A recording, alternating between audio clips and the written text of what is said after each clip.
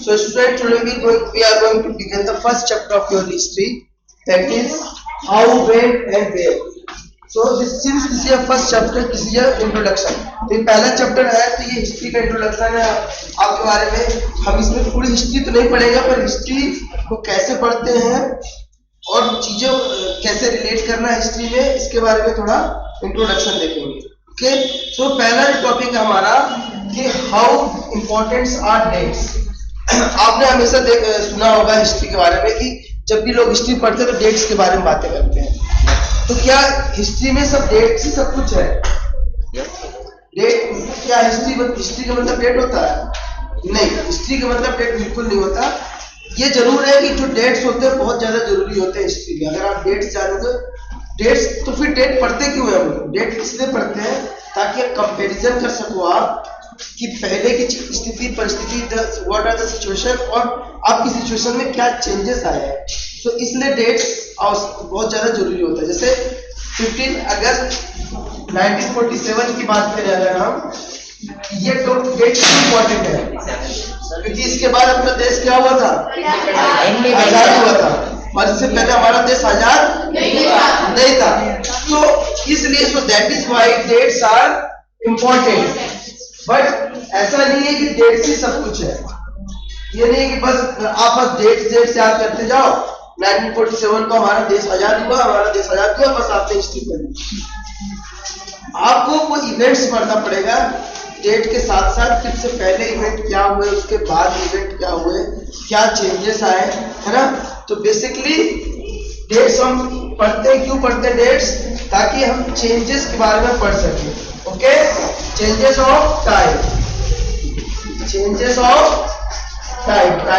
Time में क्या बदलाव आया, एंड वे ऑफ लिविंग में क्या चेंजेस आए. ओके, वे ऑफ लिविंग में क्या चेंजेस आए. इसलिए हम पढ़ते हैं डेट्स. हिस्ट्री में डेट्स का इतने सिग्निफिकेंस है. बट पहले के टाइम की बात करें, अभी मॉडिफाई कर दी गई हिस्ट्री. आज से करीबन 10-20 साल पहले जब हिस्ट्री पढ़ाई जाती थी तो हिस्ट्री का मतलब डेट्स ही डेट्स होता था. बच्चे रट रहे कि पलासी का युद्ध कब हुआ, खंडवा का जो जितने सारे बैटल हुए वो कब हुआ, तो डेट्स ही डेट्स. लेकिन आजकल पैटर्न चेंज हो गया है. अब डेट्स के बजाय हम इंसिडेंट पे फोकस कर रहे हैं. किस पे फोकस कर रहे हैं? इंसिडेंट पे, घटनाओं पे, सिनारियों पे, पर्सपेक्टिव पे. क्या पहले क्या था, अब क्या है. So how important are dates. तो ये टॉपिक अपना हो गया, है ना. तो डेट्स का इम्पोर्टेंट सिर्फ इतना है ताकि कोई जो इम्पोर्टेंट इवेंट है उसको हम याद कर सके. इम्पोर्टेंट इवेंट को अगर किसी ने पूछ लिया कि हमारा देश कब आजाद हुआ, तो आपको बताना पड़ेगा ना 15 अगस्त. इतना सिग्निफिकेंट है कि जो इम्पोर्टेंट इवेंट्स है ना, वो उनके डेट्स अपने को पता होना चाहिए. और ये नहीं कि बस डेट्स ही डेट्स पता हो, है. Understood? Yes sir. Now the next topic is which dates. कौन से डेट हमको पढ़ने चाहिए? जो डेट सिग्निफिकेंट हो, इंपॉर्टेंट हो. जैसे 15 अगस्त को अपना देश आजाद होते, बहुत बड़ा दिन है ना. तो वो वही डेट याद करना, बाकी सब डेट नहीं याद करना, क्योंकि हर दिन कुछ ना कुछ तो हुआ ही था, है ना. जैसे कि अभी का जो युग चल रहा है, कोरोना वाला युग के, अब अगर आज से 10 से 20 साल बाद या 30 साल बाद हिस्ट्री बनाई जाएगी, ये लिखा जाएगा, तो ये वाला युग कहा जाएगा कि जो 2018 से स्टार्ट होता है ना.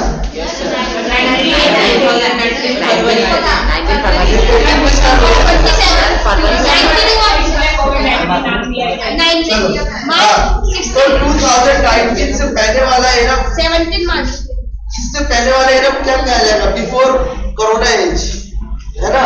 और ये वाला जो युग हो, इसके बाद वाला जो एज होगा वो कोरोना के बाद वाला हो जाएगा. तो ऐसा हो सकता है उसमें कि जो हमारे हिस्टोरियन हो ये बना ले कि बिफोर कोरोना एज और आफ्टर कोरोना. ये बहुत बड़ा इवेंट घट गया हिस्ट्री में, आज तक कभी नहीं हुआ.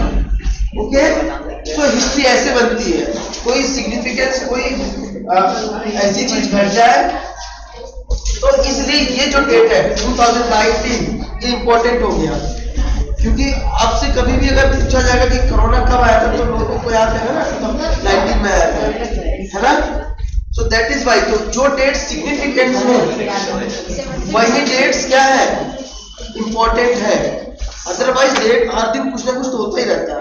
अब ये नहीं कि आप हर एक दिन याद करते रहो, इस दिन ये हुआ, इस दिन कोरोना की पहली लहर आई थी, इस दिन दूसरी आई थी, इस दिन तीसरी आई थी, इस दिन ओमिक्रॉन आया था, नहीं। पर लेकिन इनका भी रिकॉर्ड होना चाहिए। अगर कोई पूछ ही दे तो क्या करोगे, है ना। मगर मोटा मोटी हमें इस पे ध्यान देना है कि इंसिडेंट कैसे चेंज हुआ, है ना, सिनेरियो कैसे चेंज हुआ।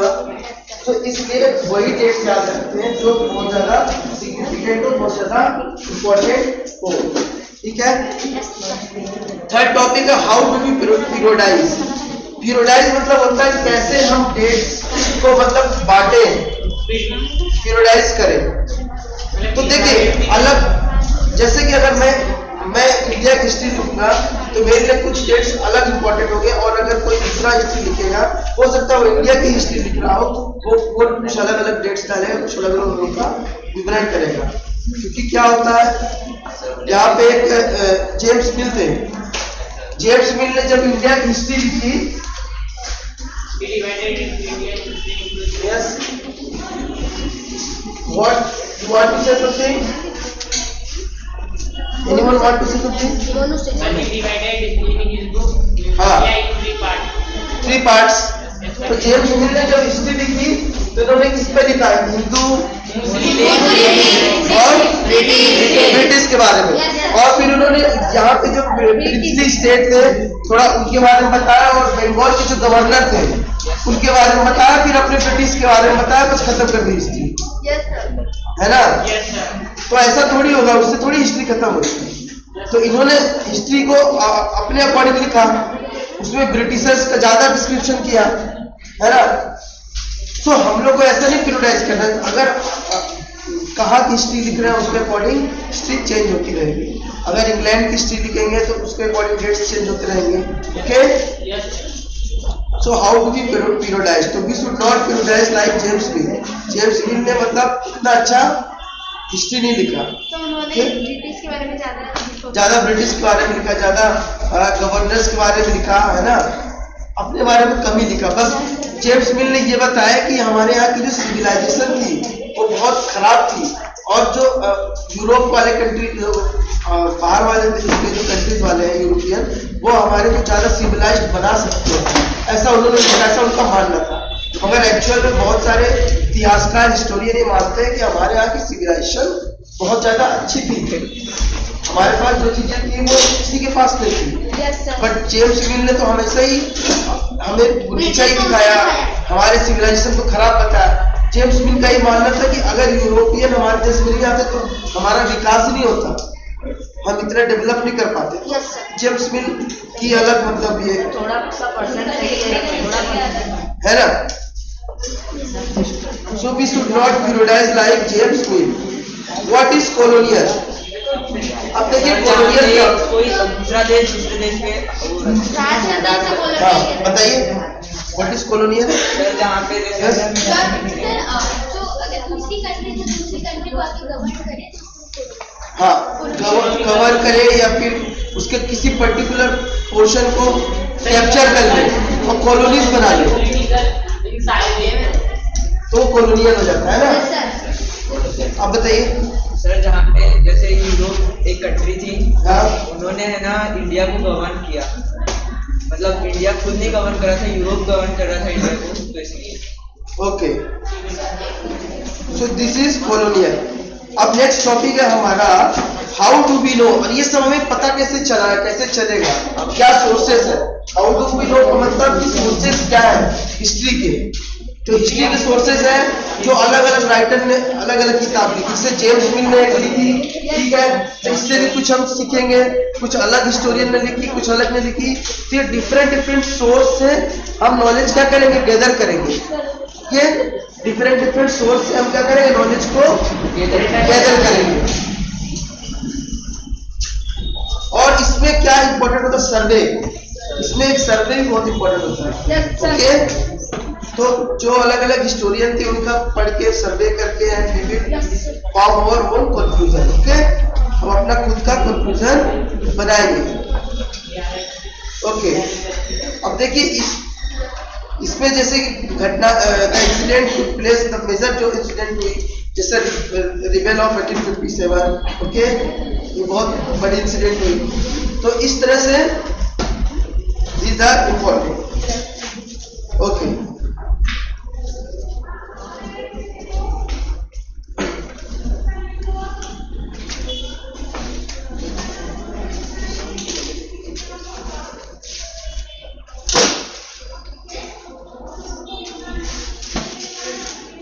हो गया, बंद कर दिया।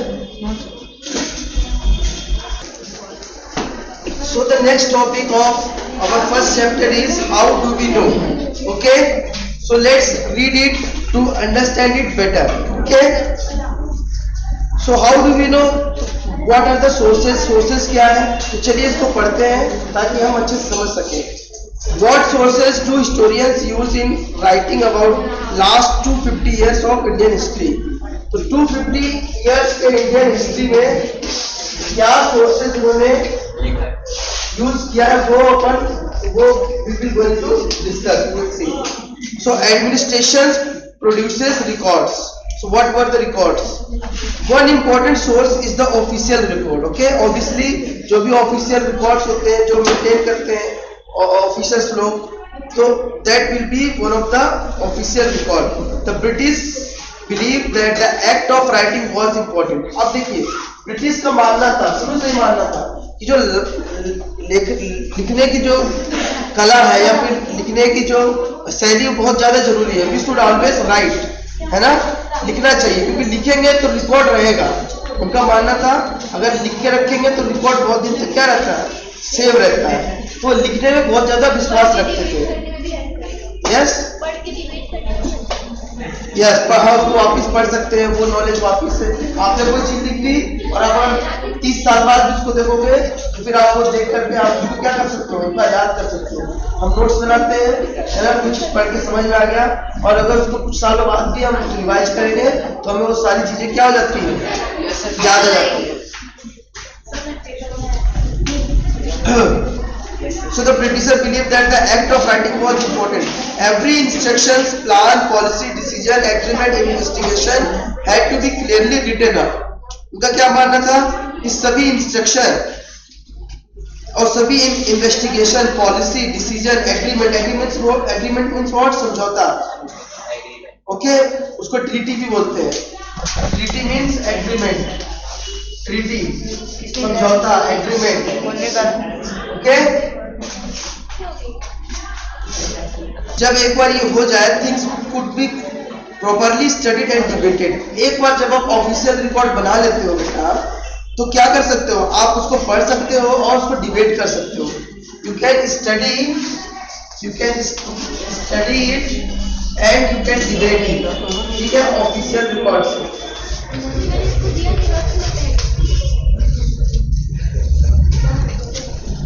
This conviction produces an administrative culture of memos, nothing and reports, okay? तो ये क्या प्रोड्यूस करता है, कभी नोटिंग एंड रिपोर्ट्स, ये आपके लिए एक रिपोर्ट पैदा करता है। जो ऑफिशियल रिकॉर्ड्स होते हैं बेटा वो रिकॉर्ड जनरेट करते हैं, आप उस रिकॉर्ड को कभी भी देख सकते हो, okay. The British also felt that all important documents and letters needed to be carefully preserved. उनका ये भी मानना था कि जो भी इंपॉर्टेंट डॉक्यूमेंट है उसको प्रिजर्व करना चाहिए। प्रिजर्व मतलब क्या होता है, प्रिजर्व, यस, हाँ, सेव करके रखना, ठीक है, लंबे समय के लिए। जैसे कि वी प्रिजर्व पिकल्स, अचार को क्या करते हैं, प्रिजर्व करते हैं, है ना, उसमें डिफरेंट ऑयल, केमिकल जो भी डालते हैं ताकि वो नमक डालते हैं ताकि वो प्रिजर्व हो सके। तो preservation means to protect something for a long time, to keep something for a long time. So they set up records. तो उन्होंने क्या records बनाया, room attached to the administration institution, the village tehsildar office, उन्होंने तहसीलदार office बनाया, okay, village office, the collectorate, the commissioners office, provincial secretaries and law courts. तो ये सब चीजें उन्होंने बनाई ताकि रिकॉर्ड्स रह सके हर चीज का, okay. Letters and memos that move from branch of administration to another the early years of 1960s can still be read in the archives. आप ये जो रिकॉर्ड्स हैं आज भी पढ़ सकते हैं, ठीक है? ये जो रिकॉर्ड्स जो उन्होंने बनाए थे आज भी आप चाहें तो पढ़ सकते हैं. ये गवर्नमेंट के पास क्या सेव है, आर्चिव्स. You can also study the notes and reports that district officers prepared or the instruction and directory that was sent by officials at the top of provincial administration. तो आप ये सब चीजें पढ़ सकते हो. Okay? So in the early years of 19th century, so 19th century के एकदम स्टार्टिंग में, 19th century means what? 1901, 1902. Okay? तो at the in the early of 19th century these documents were carefully copied. और इन document को carefully क्या किया, copied कर दिया गया, है ना? Out and beautiful written by calligraphist, और इसको बहुत अच्छे से लिख दिया गया है. Okay, that is by those who specialised in the art of beautiful writing. क्या होता है कैलीग्राफिस्ट? कैलीग्राफिस्ट आपने सुना है? Yes sir. क्या होते हैं कैलीग्राफिस्ट? सर जो लेटर्स होते हैं इंग्लिश में बहुत ब्यूटीफुल. हाँ, जो ब्यूटीफुल लिखने में माहिर होते हैं, जो अच्छे से लिखते हैं, सुंदर सुंदर लिख सकते हैं ब्यूटीफुल किस चीज को, है ना? हाँ, जिसकी राइटिंग जिसकी बहुत अच्छी है ना? हाँ, अलग अलग तरह से सुंदर सुंदर तरीके से ब्यूटीफुल तरीके से वो कैलीग्राफिस्ट होते हैं.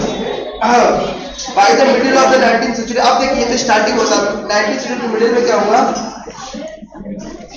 With the spread of printing multiple copies. अब क्या हुआ? स्प्रेड होने लगा, जैसे पेपर प्रिंट मीडिया का डेवलपमेंट हो गया. पहले पेपर नहीं था, पेपर आ गया तो उसकी कॉपीज बनने लगी, है ना?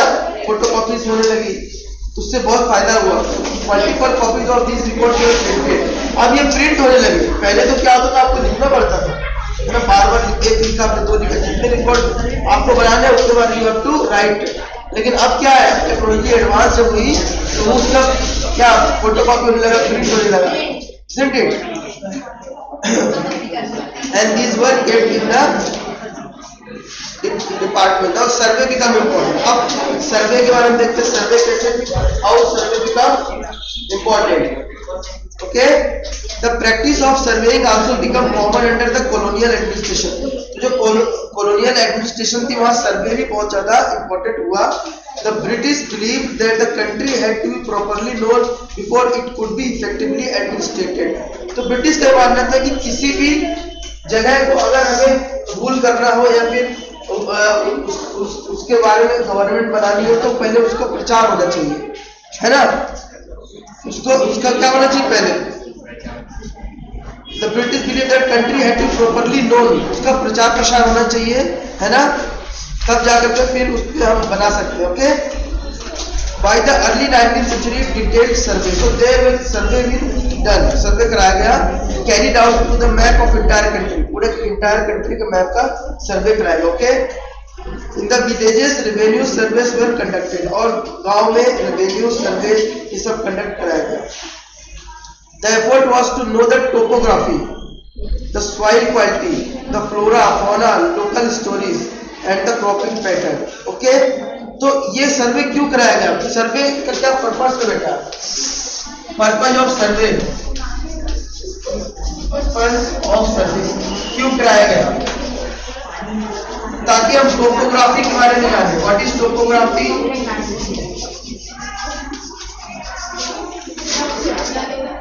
और क्या होता है topography? Soil quality, soil quality, flora fauna बता दो बेटा. फ्लोरा फौना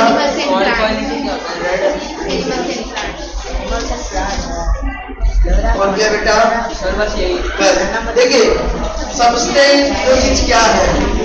ओके, टोपोग्राफी का मतलब होता है कहाँ पे पहाड़ है, कहाँ पे पठार है, कहाँ पे मरुस्थल है, रेगिस्तान है, कहाँ पे प्लेन है, कहाँ पे रिजेस है, कहाँ पे हिल्स है, कहाँ पे टॉप है, कहाँ रोड है, कहाँ वाटर रिवर है. ओके, तो इसको कहते हैं टोपोग्राफी. सॉइल क्वालिटी का मतलब क्या हुआ? अलग अलग प्रकार की soil, flat soil, red soil, alluvial soil, laterite soil, है ना? और इन सब सॉइल में क्या होता है, इनकी क्वालिटी अलग अलग होती है। ब्लैक सॉइल किसी और के लिए सही होता है, रेड सॉइल किसी और के लिए।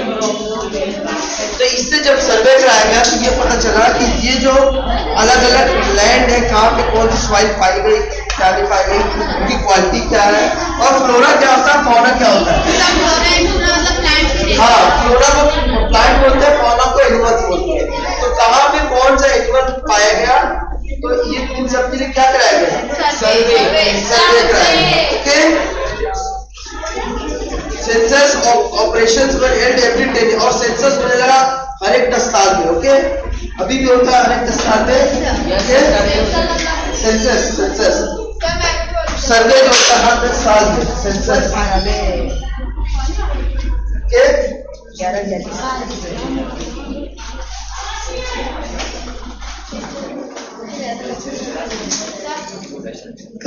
सेंसस ये एवरी 10 ईयर होता है। लास्ट टाइम कब हुआ था, 2001 में। एक में हुआ था कि 11 में हुआ था? सर 11 में हुआ था ना। अब कब होगा, 2021 में हुआ होगा, तो अब पब्लिश होगा फिर, है ना। 10-10 साल में होता है। अभी शायद उन्होंने कुछ चेंज कर दिया, पर 10-10 साल में होता था। ठीक है, 10 year.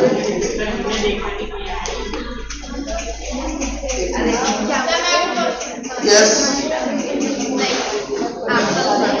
So there are many other surveys, botanical survey हुआ, zoological survey, archaeological survey, archaeological survey, forest survey।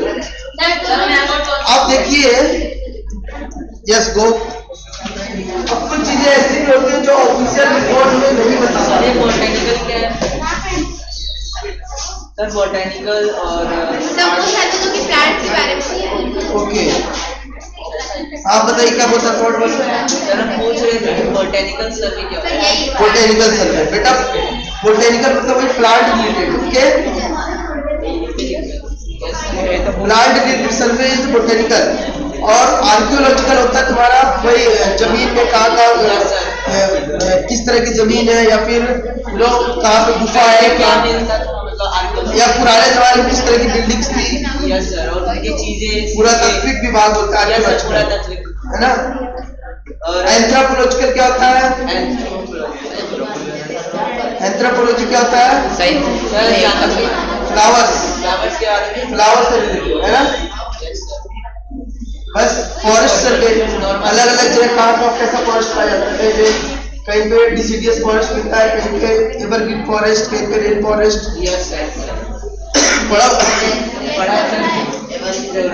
अब देखते हैं what official records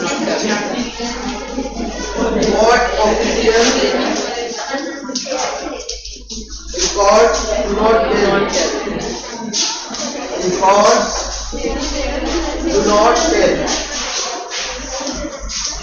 क्या नहीं बताते। क्या नहीं बताते बेटा, बताइए, खड़े होकर बताइए। यस, प्यूपल थिंकिंग करते हैं कि उन्हें क्या चाहिए, सब ऑफिशियल रिपोर्ट नहीं। क्या चाहिए। Okay, sit down. एनीवन? हाँ, यस। फिर जो वर्कर होते हैं उनके बारे में नहीं बताया जाता। ओके सर, जो वो चाहते थे ना, वो ऑफिशियल रिकॉर्ड्स के द्वारा बताना चाहते थे। प्रॉस्पेरिटी, उनके बारे में उनका इंटरेस्ट, ये सब नहीं बताया। चलिए पढ़ते हैं। From this vast corpus of record we can get no lot. इस रिकॉर्ड से हमें बहुत कुछ पता चलता है, but we must remember that these are official record. ये ऑफिशियल रिकॉर्ड, कई बार ऑफिशियल रिकॉर्ड हल्का गलत भी होती है। ऑफिशियल रिकॉर्ड में जैसे अगर कभी कहीं पर लिखा होता है कि आज के दिन पर्टिकुलर डोनर्स कितने की मृत्यु होती है 10 और वो लिखते हैं 6, 7, तो गलत भी हो जाता है ना 8। लेकिन फिर भी आज से 50 साल बाद अगर कोई देखेगा तो वो यही नहीं देखेगा 7, 6, तो उससे एक आइडिया तो मिलेगा ना, जो वो चाहते हैं वही वो बताते। हाँ, थोड़ा सा इसमें चेंजेस रहते हैं सर, लेकिन कुछ तो रहता है भाई। 10 से 6-7 तो लिखा है ना कम से कम, तो एग्जैक्ट तो नहीं पता चलता, बट ऑलमोस्ट आइडिया मिल जाता है। So they tell us what officials thought, तो ऑफिसर जो सोचते हैं वही, they were interested, जो उनका इंटरेस्ट आता वही वो लिखते हैं, and what they wish to preserve and prosperity, वो जो चाहते हैं वही वो प्रिजर्व करते हैं, posterity वही लिखते हैं. These reports do not always help us understand what other people in the country felt and what lay behind their action. तो इससे ये नहीं पता चलता कि दूसरे लोग क्या सोच रहे हैं और क्या उनके एक्शंस थे. Okay, for that we need to look elsewhere, इसकी वजह से हमें और जगह देखना पड़ेगा और सोर्सेस पता करने पड़ेंगे. So when we begin to search those other sources we find in plenty, though they are more difficult to get official records भी. तो अगर हम खोजते तो बहुत सारा मिल जाते हैं, अलग अलग राइटर्स की बुक्स मिल जाती है, जिससे हमें जानकारी हो जाती है. Okay, we have diaries of people, लोगों की डायरीज है बहुत ज्यादा. पहले लोग डायरी राइटिंग करते थे, ऑटोबायोग्राफी है, डायरीज है. अकाउंट्स ऑफ पिलग्रिम्स, पिलग्रिम्स क्या होते हैं?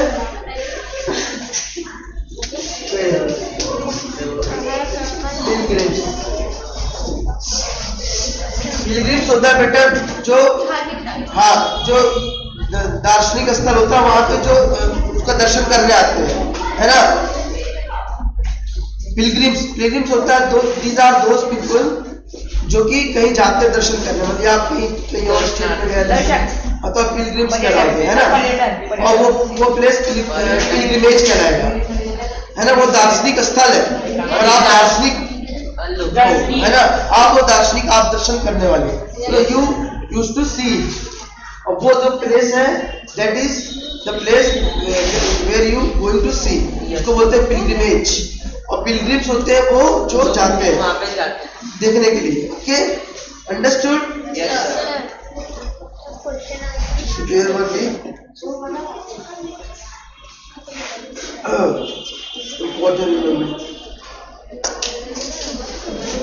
important personalities popular booklets were sold in local bazaar.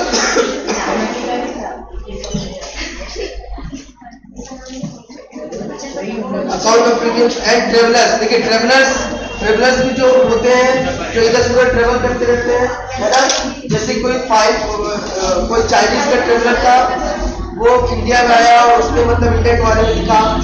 और वास्को डी गामा भी तो इंडिया आया था, तो वो भी ट्रेवलर था, है ना.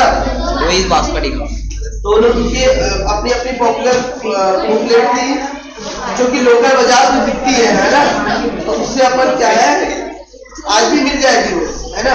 उनकी लिखी हुई बुक और ये जो ट्रेवलर्स है उनकी बुक आपको आज भी मिल जाएगी, तो उससे आप पता कर सकते हो. Okay, leaders and reformers wrote to spread their ideas. और जो लीडर्स थे रिफॉर्मर, वो भी अपनी बुक लिखते हैं अलग से. जैसे महात्मा गांधी ने अपनी ऑटोबायोग्राफी लिखी, तो आप भी जब उनको पढ़ेंगे तो आप हिस्ट्री के कुछ आपको मिल जाएगा, है ना. नेहरू जी ने भी ऑटोबायोग्राफी लिखी, तो उससे भी आपको मिल जाएगा, है ना. तो ये अलग अलग सोर्सेज हैं.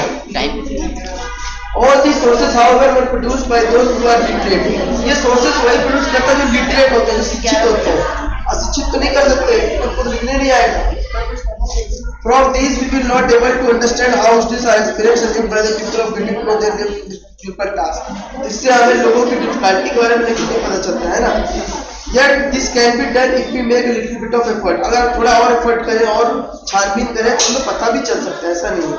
ओके, तो we have to investigate.